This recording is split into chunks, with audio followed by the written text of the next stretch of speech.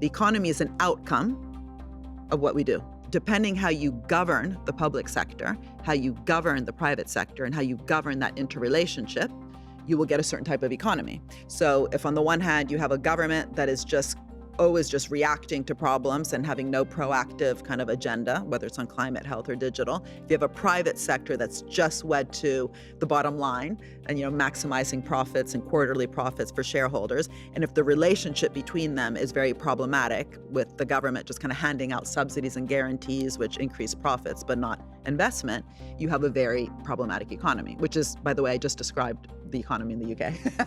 Hello and welcome to Ways to Change the World. This is the podcast in which we talk to extraordinary people about the big ideas in their lives and the events that have helped shape them.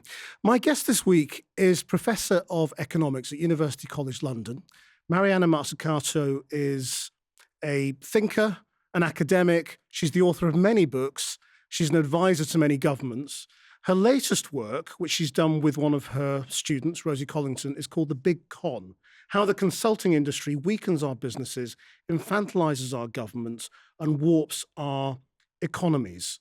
And this is very timely as we look to a period sort of building up to an election. Labour is talking about new ideas for government. Yeah.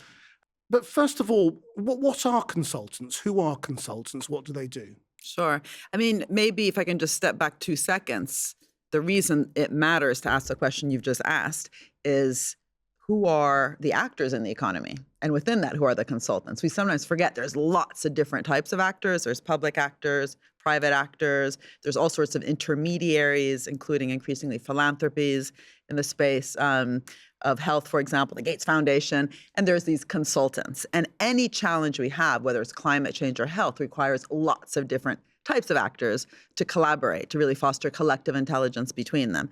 And consultants, I would say, are some of the least known. These are advisors, companies that actually, there's an industry called the consulting industry. The famous names might be McKinsey, KPMG, PwC, Deloitte.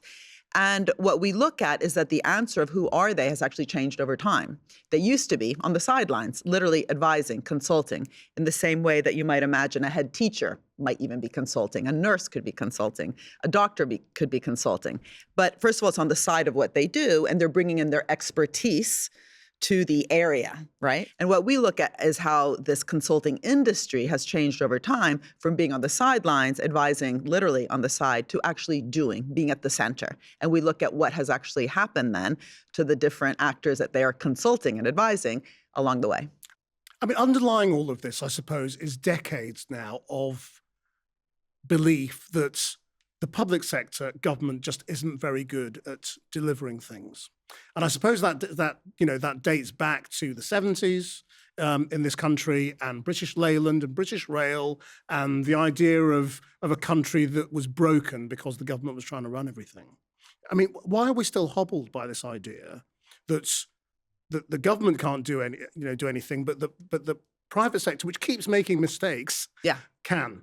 Well, first of all, the private sector, when it does make mistakes, what's interesting is sometimes it even brags about those mistakes. Just, speak to any venture capitalist. They'll say, for every success, we had to, actually go through 7 or 8 failures. That's true with almost everything, right? Like riding a bicycle, you have to fall off before you learn how to, ride it properly. And yet, as soon as a civil servant fails, it's on the front page of the Daily Mail or whatever, right? We blame the civil service when they make mistakes without actually asking, well, are they also investing in their ability to learn from those mistakes? Because the problem, of course, is not making the mistake, is if you're making constantly the same mistakes. That means you're not learning. You're not a learning organization. And so there's been, as you just said, a lot of ideology in the last kind of 5 decades that has kind of put out this idea that value is created in the business sector. That's where kind of the key decisions and strategy should be made, and government is there kind of on the sidelines, set the rules of the game, Regulate. And then get out of the way. Regulate, administer, redistribute, but this idea that you're actually not at the center of the system creating value. Now, You talked about the 70s. In my previous book, Mission Economy, A Moonshot Guide to Changing Capitalism, I look at what was happening in NASA, the space agency in the United States, during the Apollo program. And the head of procurement, I'm actually a nerd about procurement policy. I've become convinced it's like the lever that every government should be using to transform their economy. So this is government as purchaser, right? You purchase stuff that is required to make hospitals, schools, and so on. The head of procurement realized that, first of all, to get to the moon, they had to change all the ways that they were doing government, including how procurement was being done. It had to be outcomes oriented. It can't just be money given out to companies just to kind of be involved in the space. The other thing, really interesting, he said, if we keep outsourcing our brain to other actors, because that was already happening in the 60s, we will ultimately get captured by brochuremanship. So remember, NASA worked with businesses in every single sector, from nutrition, materials, electronics, software. There were so many different challenges to get to the moon and back in a short amount of time. And he said, the problem is not whether we work with the private sector. It's, will we even know who to work with? Will we know how to write the terms of reference? Will we know when, there's a good contract versus a bad contract if we outsource our brain? And he said, no. And we will get captured by what you would call today PowerPoints, but at the time they were brochures. And it was such a deep point, because that's actually what I think has happened. Hasn't it already happened? I was going to say, Absolutely, because the totally excuse for the mistakes that happened during COVID was, well, it was an emergency. We just had to get things done. You hear Matt Hancock saying this all the time. We just had to get the PPE. We just had to get everything. Of course, we were going to make mistakes. So the reason the subtitle of the book, The Big Con, one of the subtitles is as how the consulting industry has infantilized government, is that there was a conservative lord in the UK government, his name is Lord Agnew, who, on the back of seeing all the contracts that the government was giving to the McKinseys, the PwCs, and the Deloittes, both for Brexit and then for COVID, he's like, oh my God, if we continue this, we will be, or we are, infantilizing Whitehall. In other words, making government full of babies, basically, that aren't learning. And this was from a conservative, right? Because it's sometimes we think that that it's just the conservatives who, think that we should diminish government. This is someone who had high hopes for government, was seeing just all this outsourcing of internal capacity to the consultants, and was worried that it would dismantle, decimate, render infants Whitehall. So it's a really, really deep point. I mean, we should also remember that, of course, during COVID, some very good things happened. Not only did we come up with kind of 8 different vaccines globally, but in this country, it was also rolled out very efficiently and dynamically. But who was responsible? The NHS. How? Through a decentralized network of GP practices. What did we learn from that success? Are we increasing the funding to the NHS? Are we rendering this decentralized network of GP practices even more innovative and dynamic? Are we, asking the people working in them, what else do you need? And kind of bringing them to the center of an industrial strategy around being prepared for the next pandemic? Well, the answer is no, isn't it? No, absolutely not. Even Labour is talking about the future being actually about using the private sector more. Well, I mean, that's a whole other question. Should we go into that? Because that's like opening up a big can of worms, which is, if everything I'm saying is a problem, what's the solution? And, if we even have Labor governments or the Democratic Party in the US still kind of not really finding a new narrative and just making the existing narrative a bit softer. So, yes, of course, we believe in government and we need government to help kind of steer the economy, but we can only do it with the private sector at the wheel. And we need to be, in quotes, business friendly, which I think is one of the most dysfunctional concepts ever, because we need to work with business. You need those 400,000 people to get us to the moon and back. You need sectors as different as nutrition, electronics, materials for fighting climate change. But it's not about one side being friendly to the other. It's not about one side de-risking the other. It's not about one side enabling the other. Just think of any partnership in a couple. Just the word partnership isn't necessarily a good thing. It depends what kind of partnership. An ecosystem, if you speak to any biologist, it's not necessarily a good thing. You can have a parasitic ecosystem. You can have a predator-prey ecosystem. You can have a mutualistic, a symbiotic one. So the big question for any progressive party, whether it's Labor or anywhere in the world, is how do we really develop a mutualistic, symbiotic partnership between the public, the private, the civil society sector, and really foster collective intelligence. It might sound like a big word, but what that means is we need a lot of different people to work together to reduce the digital divide, to have net zero regions, to strengthen our kind of ability to be more prepared with the next health pandemic, and we're going to have a lot more as climate change melts the permafrost and new viruses come out. So all these complex, wicked challenges, which, by the way, underlie all the sustainable development goals, which every country, including the UK, signed up to since 2015, require able, capable actors. So is the government capable? Well, if it hasn't been investing in its own, brain, perhaps not sometimes. And also really dynamic partnerships between the different actors where the contracts are also transparent. And we saw this with the vaccine. AstraZeneca, when it worked with the Oxford University researchers, actually agreed to reducing the cost, because of access, because the mission was not the vaccine, the mission was to vaccinate the world. That's the mission. They agreed to share knowledge. They agreed to make sure that it was a vaccine that didn't have to be stored at such a low temperature that would be inaccessible to countries in the global south. So that's not because AstraZeneca is perfect. There's many problems in every company and every public organization as well. But the deal was negotiated, right? And so, this is the issue. Governments need to be good at not just talking the talk, but really setting the deals, but also co-investing, co-innovating. And the big problem we raise in the book is that what we've seen is that it's not so much about austerity, which everyone talks about. Money comes and goes, but organizational competence doesn't. And when you destroy a public organization, think of what's happening in this country with the BBC, it can take decades for it to come back. Right. But I mean, given most of these sort of cuts in terms of what government departments do and the expertise they have largely happened. Yeah. And the consultants are already in delivering a lot of government programs now. What is wrong with the idea that competition produces better outcomes? That if you get different consultants bidding for a government contract, you will get something better, you'll get better value for money. Yeah, it's a very good question. And so you could unpick it in different ways. But the first thing is what we already raised, that what we've seen is not that this has actually increased quality. There's failures, constant failures, but very little accountability. We go through, the other subtitle there is how it has weakened our businesses. We go through what we call the history of capitalism has been history of consulting. A lot of uncomfortable decisions that have been made in business by business. We don't blame the consultants. And it's not to say there aren't smart people in consulting companies. In fact, that's the other problem. We have a brain drain from our best universities and top graduates going into the consulting industry instead of going into government. And, it'd be great if we could reverse that trend, not because government is so much better than any other organization, but if we can't attract some of our most dynamic and creative people into the civil service, we're going to have a problem. Don't those consultancy groups become experts? No. And through their own failure, learn.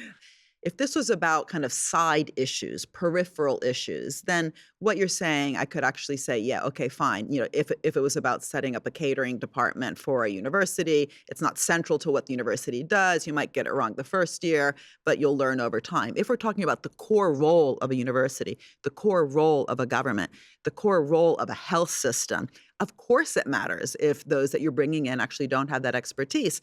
And again, you wouldn't do it. You actually wouldn't do that for other problems. So why are we allowing government? Why do we dismiss the ability of government? And by the way, in many of the examples we bring up in the book are where government does have the expertise. So why do you think then, if it's not their past failures, governments don't have confidence in their own Well, they've been civil told they're servants? rubbish, and even Dominic Cummings, who in this country, I think, did, tried at least to bring up the whole issue of government competence and the need for, changing how we build our bureaucracy, something I'm very interested in. Again, my whole institute is about how do we create dynamic and creative bureaucracies instead of slow and inertial ones.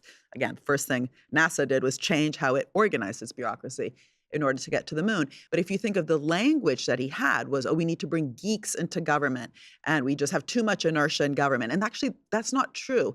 It's not that we don't have geeks in government. It's that the geeks will only want to come in if government's remit is very different from what it is now. The reason Obama was able to, in 2009, attract a Nobel Prize-winning physicist, a Chinese American called Steve Chu, to become the head of the Department of Energy was not because he said, "Oh, we need, geeks in government to help us do carbon taxes or to de-risk, great companies like Tesla." It was, we're going to steer an $800 billion stimulus program, which they had at the same time that we were doing austerity over here, in a green direction. Right? So you have Steve Chu at Stanford, top physicist thinking about energy saying, wow, I'm happy to be at the center of that, right? Steer an economy with $800 billion in a green direction.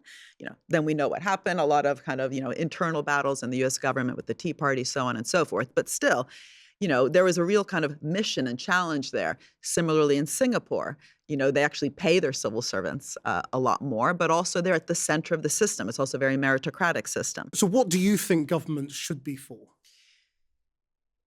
Well, for lots of things, but in terms as an economist, it's about talking just as much about the direction of growth as the rate of growth. A progressive government should be for making an economy as inclusive and sustainable as possible. It's about steering the direction in a way that is people-centered and as many people as possible benefit from the changes, but that also means that who is at the table deciding what's good for the people should also be different representatives of the people. We're used to thinking of government as big government and small government, and people will assume that what you're describing means big government. Is it? No, it's smart government. So, I don't want to say it's not also about resources. So the kind of austerity wave that we have here created massive problems, first of all, in the social fabric. Again, I live in London where we had a huge wave of knife crime, not by chance. If you defund all the social fabric, youth services, public libraries, after-school clubs, mental health services, you get all sorts of social problems, which, by the way, are even bad for the economy. It costs more to pick up the mess later than to actually finance the good stuff, right? Just like with climate change, Nick Stern's report, the cost of inaction is greater than the cost of action. Well, it costs less to educate someone than to imprison them, right? So a lot of what austerity did, so cuts in public services, was not only just create a tragic situation for so many families and young people, and it was a human tragedy, I think, in terms of the lack of services that foster well-being, but it was also bad for the economy. How much do you think it is chicken and egg in terms of the people who are going into government?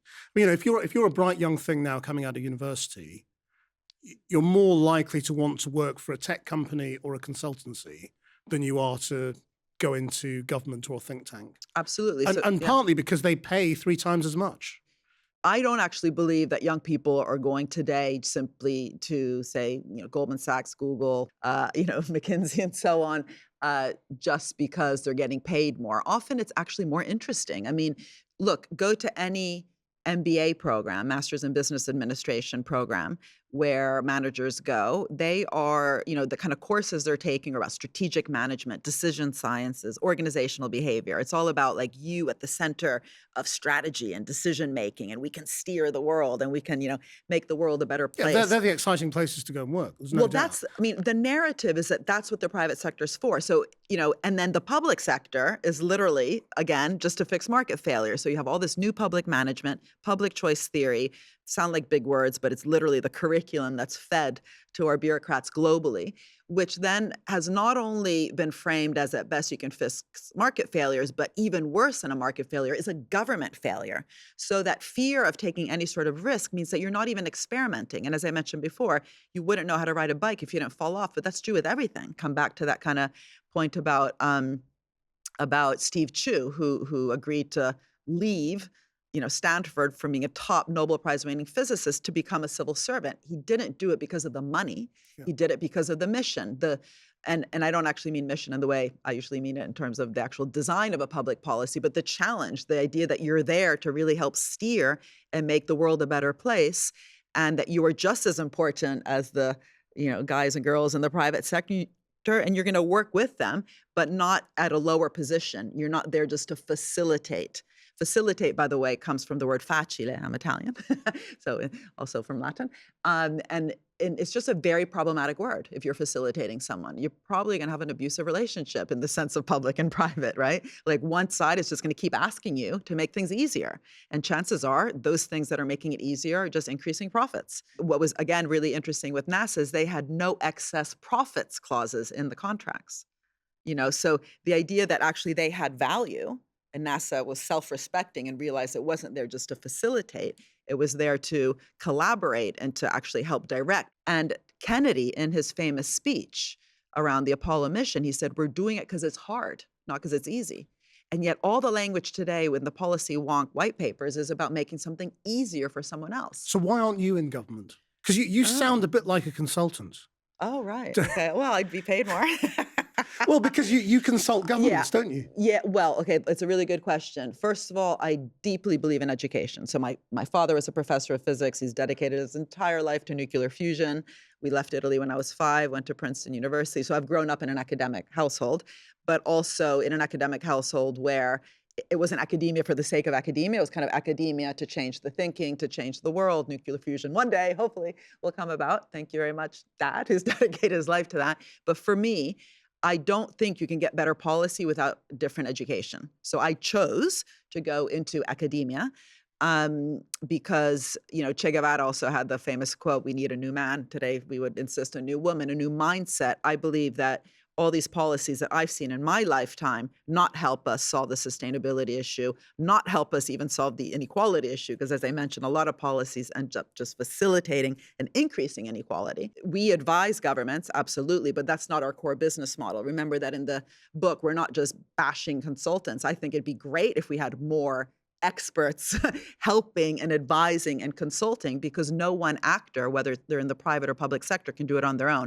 The question is, who is actually consulting you? Do they have deep expertise? And 2, is there a conflict of interest? Do they have any incentive to actually make you stronger if they're not going to get that second contract?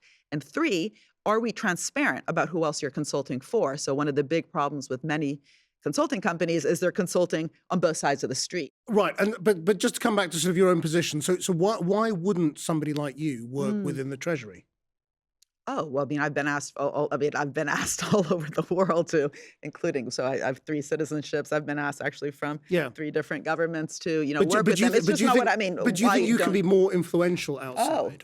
It'd be very easy to say, oh, you're, criticizing consultants and you're also advising.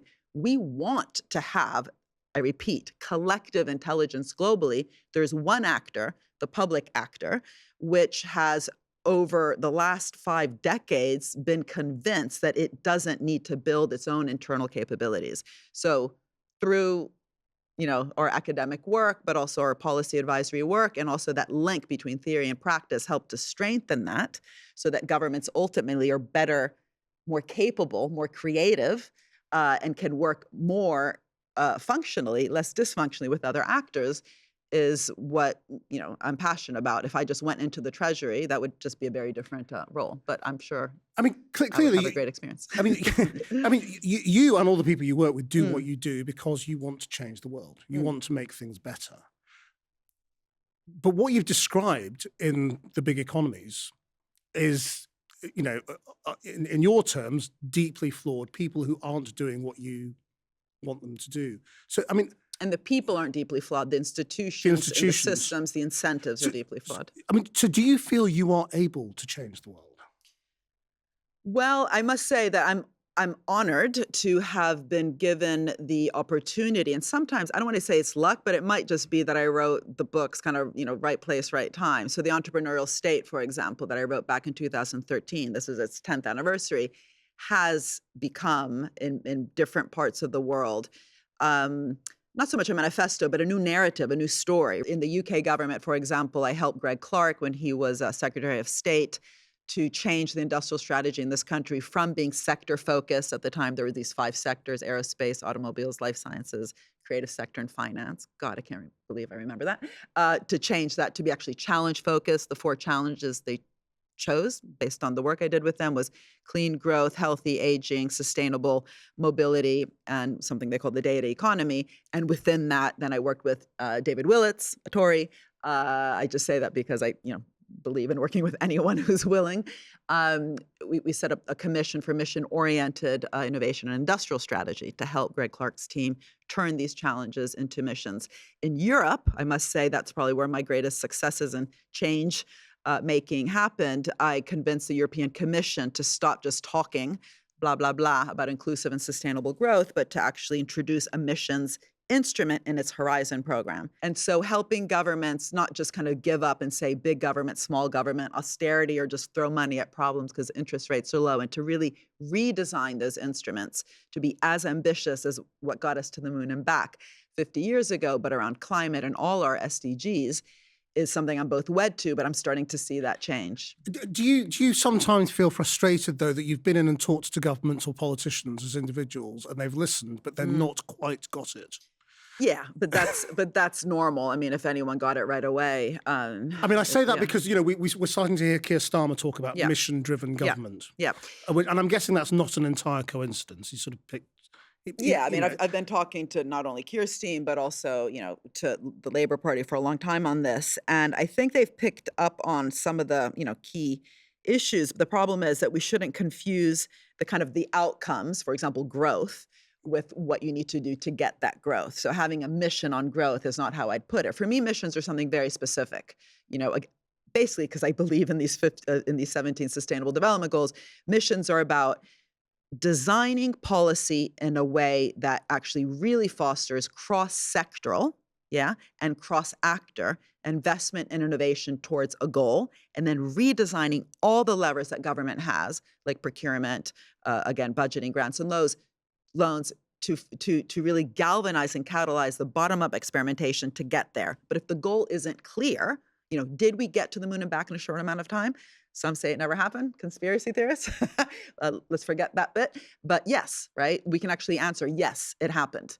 With most of the SDGs, like most of these broad challenges around health and climate inequality, they're too broad. Like you can't actually answer yes or no. So it allows a lot of the blah, blah, blah. So having, you know, metrics that, you know, targeted outcomes that require openness, so lots of different actors to get there, and redesigning those tools to really foster that bottom-up experimentation, that's a mission. So what does that mean for health? It's not just about glorifying the NHS. It means actually really strengthening the NHS's own ability to then work with some other actors, not privatizing health, but working with other actors towards particular goals. Is a mission actually too complicated for politics? No, I mean, missions are what everyone wants. Well, I mean, at the moment, you know, so you look at what Keir Starmer's come out with, you know, it's not clear whether people have really understood what he's talking about when he talks about missions and why that's different to a plan or a goal or, you know. So you're absolutely right. And that's why we have to be very careful that we're not just, you know, I mean, I see it in my own profession. People talked about smart growth. They talked about, you know, all sorts of words, and then I can come up with missions. Are these just words? For me, no. They are about being very clear on what the investment trajectory is to actually solve a problem. And so... so do you think you need that detail? I mean, should these missions have been announced with the plan? Yeah, I mean, give them a bit of time. I mean, hopefully as soon as they get into government, they'll, you know, get really smart teams to be working through what this means. But for me, having a mission-oriented approach is an uncomfortable space. It means that your relationship with the private sector, for example, will be very different from what it currently is now. It's not about being, as I said before, business-friendly. It's about having a collaboration where the design of the contract isn't just going to socialize risks and privatize rewards, but also socialize the rewards, for example, something I've talked about for a very long time. Whether it's how you, you know, have a better pricing strategy for drugs, so taxpayers aren't paying once, twice, 3 different times, you know, across all the different ways that the state is contributing. Whether it's how you might also retain equity in some investments. I made the case that Obama wasn't very smart with Tesla. You know, after the financial crisis, as I mentioned, they steered the fiscal stimulus in a green direction. That meant they gave guaranteed loans to many companies that were green, including Tesla. Tesla got $465 million in a guaranteed loan. Solyndra, which everyone knows about because it went bust, got $500 million. But it was a classic case where things go bad, government picks up the bill, guaranteed loan, $500 million, became another picking winner story that people talked about. Tesla does well. Oh, it must be Elon Musk. He's a genius. What he should have done is structured that loan program through a portfolio. And instead of saying, which is what they said to Elon Musk, if you don't pay back the loan, we want 3 million shares in your company, they should have done the opposite And, why would you want 3 million shares in a crappy company that doesn't pay back its loan? Tesla did well. It did pay back the loan. Had the agreement been a wise one and not a naive one, the price per share went from 9 to 90 between 2009, 2013. That difference multiplied by 3 million would have more than paid back the Solyndra loss and the next round of investment. People realize how wrong it is that during a cost of living crisis, the energy companies are, making billions, not because they did anything better. They're just earning massive rents, half of which, by the way, today is being spent on just buying back shares, which boost stock prices, stock options, and executive pay. So there is that strong inequity embedded in our system. And all of this, my work for the last kind of 20 years, or I can't remember how old I am, that's 30 years. I'm 30 years old. No, has all been about how do we redesign the capitalist system. I do believe that there's varieties of capitalism, and definitely in the UK, we have a financialized form of capitalism. We have one where the state, unfortunately, has stopped believing in itself, and it's not about big state, small What state. do you mean by financialized? Financialized means, well, there's two. I've written about this in my book, The Value of Everything. There's two different ways I look at financialization, both what's happened to the financial sector, which something like 80% of finance in the UK funds other bits of the financial sector, meaning finance, insurance, and real estate. Something like 80% of finance goes back to finance, insurance, real estate, but also the business sector isn't necessarily reinvesting its profits back into the economy, let alone a greener economy, which is what I need. In Sweden, they have a mission for school meals. School meals have to be healthy, tasty, and sustainable. That's because they have a high-level mission of having a fossil-free welfare state, and it lands on something as simple as school meals. But then that means that the supply chain for the school meals has to be green, which means innovation, right? Because it changes, it requires transformation. Imagine if in the north of England, where we have, even though I'm an Arsenal supporter, I'll mention a Manchester player, but Marcus Rashford, who I think did amazing, amazing work around free school meals during COVID, saying that he himself would not have become a footballer without the nutrition that he had in his school, and just really sensing the suffering of a lot of kids globally in the UK. Around that crisis, which was a crisis from austerity. It was not an inevitable crisis. Imagine if something like that, which was so important, which was strengthening one part of the welfare state, also becomes a funnel for innovation. So it's not just, yes, school meals, no school meals, free school meals. It's about how do you turn that into the best, most healthy, tasty, and sustainable school meals, and what does it mean for the change that's required across the whole supply chain, and this is really important, the participation perhaps of the kids in the schools that can help co-create and co-design the meals. Well, this whole conversation has been about change, but if you could just change the world in one way, what would you do? Well, not surprisingly, I would focus on the issues around the state, and if we could just really change the narrative around bureaucracy and just really believe in creative, edgy, even sexy bureaucracies, and believe that that's essential to solving the problems with other actors. It's not just the bureaucracy, but that would really help, because that would then dismantle this cartoon image of the Kafkian bureaucrat versus the really cool Elon Musk, and realize that actually we need that craziness on both sides. Mariana Mazzucato, thank you very much indeed for Thank sharing you. your way to change the world.